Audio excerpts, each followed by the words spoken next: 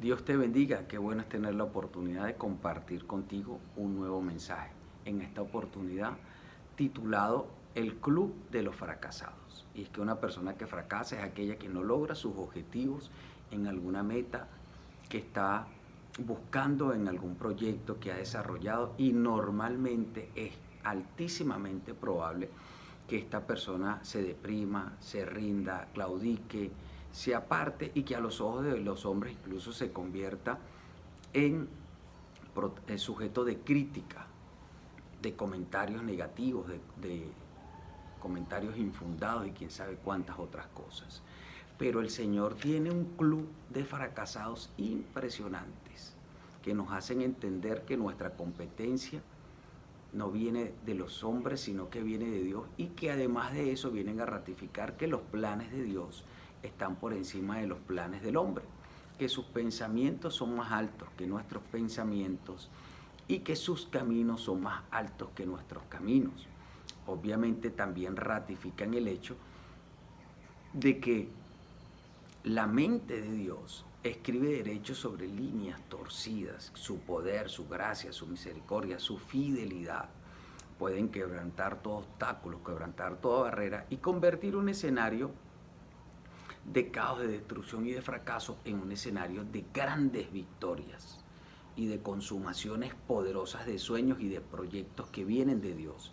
Que una cosa es la óptica que tienen los hombres de las situaciones que acontecen y otra cosa es el propósito que Dios esconde detrás de cada una de ellas. Por ejemplo, nos encontramos a Abraham. Abraham era un hombre fracasado, un hombre que tenía 90 años, pero que obviamente se casó muy joven. Se casó con una mujer, Sara, y sabían o anhelaban tener hijos, tener una familia. Un hombre que comienza a crecer y a prosperar, pero que aún así, a pesar de haberlo intentado una y otra y otra y otra vez, simplemente permanecía sin tener hijos porque su mujer era estéril. Y cuando ya alcanzaron los 90 años por un lado y los 80 por el otro, simplemente ya el juicio de los hombres decía que ellos eran unos esposos fracasados porque no habían tenido prole, porque no tenían descendientes. Y a ese fracasado, a ese padre fracasado, escoge Dios. Y él escoge a Dios a su vez. Escoge creer en la promesa del Señor y se convierte en ese padre de multitudes, en ese hombre que tuvo la bendición del Padre Celestial de, a pesar de tener ese tiempo de vida en la tierra tan antiguo y una mujer estéril, ser el que había de tener a Isaac, el hijo de la promesa, desde donde y ser el antepasado de nuestro Señor Jesucristo, de formar parte de esa línea maravillosa desde la cual vendría el Salvador de la humanidad. Entonces un padre fracasado terminó siendo un padre enaltecido de naciones, terminó siendo el hombre que marcó la pauta, terminó siendo no solamente un hombre que tuvo un hijo, sino además de eso, que de donde vienen las tribus de Israel, del pueblo de Dios, a través del cual el Señor manifestó su poder y su gracia ante el mundo, hizo entender que él existía y que tenía todo el poder para cambiar cada situación, y terminó siendo Abraham un hombre amigo de Dios y un hombre próspero en gran manera, siendo un padre fracasado. Lo mismo pasó con Jacob. Jacob era el nieto de Abraham y obviamente se conocieron en vida, pero era un hombre que veía cómo su hermano simplemente despreciaba ser el líder de la adoración de su familia a través del hecho de recibir la primogenitura, y trató o obtuvo la primogenitura a través del engaño, olvidando que las cosas del Señor se reciben de manera legítima. Pero este fracasado, a quien llamaron el usurpador, este hombre a quien apartaron o tuvo que apartarse incluso de su propia familia a expensas de que su hermano podía matarlo, terminó siendo el padre de las 12 tribus de Israel. terminó siendo un hombre que tuvo a la par de Dios y al quien el Señor le cambió el nombre, y de llamarse Jacob el estafador, el usurpador, pasó a llamarse Israel el príncipe de Dios.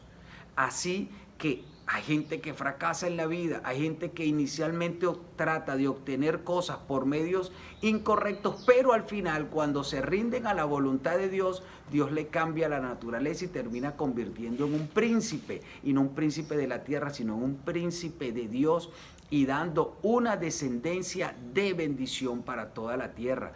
¿Y dónde está Moisés? Otro fracasado. Ok, lo salvan de las aguas, lo meten al palacio, pero le revela el Señor que él había de ser quien había de levantarse, valga la redundancia, a salvar su pueblo. Y se puso a reflexionar. Pero ¿qué pasa? Que cuando lo buscó hacer a su manera, terminó matando a un soldado egipcio y huyendo como un convicto, como un homicida. Porque buscó de hacer las cosas a su manera y no a la manera de Dios. Tú puedes saber cuál es el propósito que Dios ha puesto en tu vida, pero tienes que hacer el propósito de Dios conforme a la palabra de Dios. Hay mucha gente que dice, yo creo en Dios a mi manera, y no es que existen muchísimas maneras de creer en Dios. Hay una multiforme gracia de Dios, pero hay una sola forma de creerle a Dios, y es a través de la obediencia a su palabra.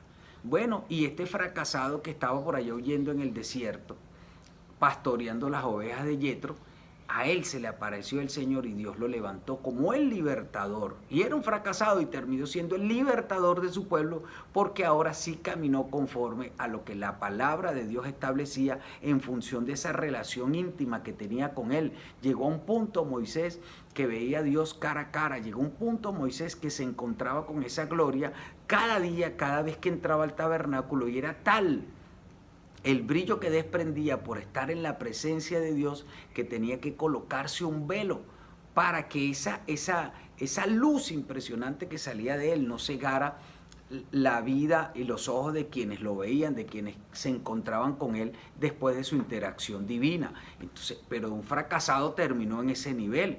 Gedeón fue otro fracasado. Gedeón era un hombre que estaba trillando o que estaba preparando el producto de su cosecha metido en un hueco. Pero además de eso, era un hombre que, siendo el primogénito de su casa, estaba subyugado a la idolatría que tenía su padre, y quién sabe cuántas veces, en más de una oportunidad, le tocó adorar obligatoriamente a la cultura idolátrica que su padre tenía en casa, como muchos han heredado una cultura idolátrica, una cultura pagana, y simplemente se la soportan aun cuando no les gusta. Hasta que Dios le reveló que él era un varón esforzado y valiente. Y no es que salió del hueco en lo natural donde preparaba la cosecha, es que salió del hueco espiritual donde estaba metido, y fue y se levantó y destruyó a los ídolos de la casa de su padre. Porque un fracasado que había heredado una cultura de idolatría, que había heredado un montón de costumbres incorrectas de relacionarse con Dios, incluso no con Dios, se relacionaba con dioses falsos, de repente es levantado con Dios como un varón esforzado y valiente para atacar primero todo lo que espiritualmente se levantaba en contra de Dios, y para rebelarse en contra de costumbres y culturas heredadas que nada tenían que ver con Jehová de los ejércitos. Y entonces es cuando Dios lo toma y lo usa como alguien que con 300 hombres venció un ejército de 120,000. ¿Pero por qué? Porque entendió que era esforzado y valiente, pero para vencer primero en lo espiritual, y para poner de un lado las costumbres y las culturas heredadas de su familia, y colocar delante, en la prioridad correcta, lo que Dios había establecido en su vida. Fracasados que se levantan. Incluso el mismo Señor Jesucristo, en su momento, desde la óptica de muchos, por ejemplo de los fariseos, consideraron que lo habían vencido y él había fracasado, porque él dijo y se reveló a sí mismo como hijo de Dios.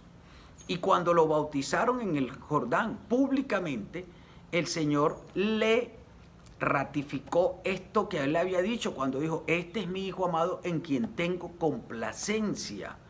Entonces ese Hijo amado de Dios se mueve 3 años y medio haciendo milagros poderosos, sanando en medio del día de reposo, resucitando personas y marcando una pauta, eso sí, estableciendo una nueva doctrina sencilla y simple, un liderazgo de servicio, un liderazgo que iba a la gente, una autoridad que no se caracterizaba igual que la de los fariseos, donde se creían por encima de los demás, sino que una autoridad donde Jesucristo la manifestaba poniéndose al servicio de todos y reprendiendo a los mismos demonios y haciendo retroceder a las tinieblas, a las enfermedades, donde quiera que iba.